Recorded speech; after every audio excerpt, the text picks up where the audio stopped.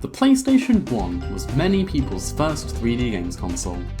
That's the case for me, and I grew up playing games like Spyro and Crash Bandicoot, and Metal Gear Solid, but I think I turned out okay anyway. The PS1 game aesthetic is intensely nostalgic, although it's broadly the result of technical limitations that developers had to work around while making games. One of those limitations was the PS1's inability to properly account for the camera's perspective during texturing, causing this strange warping effect when the camera comes close to a wall or other objects. This phenomenon is called affine texture warping, and today we're going to explore how this effect happens in the first place and recreate it using shader code. If you enjoy my work, please consider subscribing on YouTube, support me on Patreon, or throw me support on Ko-fi. All of them help me to continue making videos.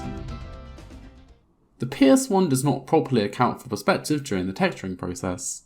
Instead, the PS1 uses what's called affine texture mapping, where UV coordinates are interpolated between vertices using only their x-y positions and ignoring their depth along the z-axis.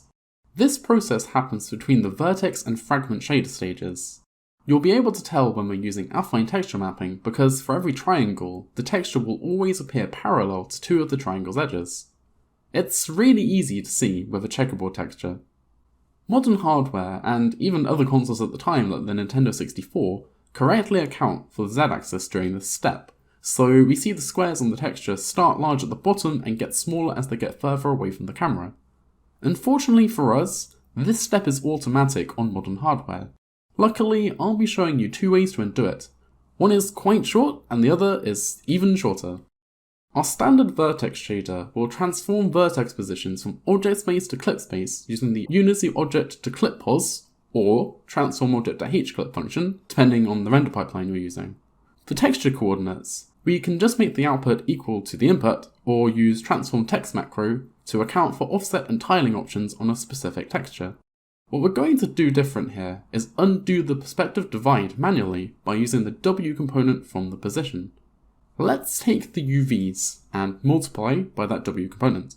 Then in the fragment shader, we can divide by the position's W component when sampling the texture. The trick here is that we're not multiplying and dividing by the same value because the vertex positions are getting interpolated between the vertex and fragment shader too. The result is that we've undone the perspective correction for texturing just like we wanted to. That's one way to do it, but there's an even easier way. Let's start with a fresh vertex and fragment shader, and instead of making any changes here, we can just use the no perspective keyword in front of the UVs in the vertex output struct, and Unity will know not to apply the correction. Easy. Later PS1 games attempted to mitigate this effect by simply using subdivided geometry so that the texturing artifacts occur on smaller surfaces, and are therefore less noticeable. I hope you're able to put this to great effect in your own PS1 style games. If you're looking to make more effects, try this glitter effect which makes your objects sparkle and glisten in the light.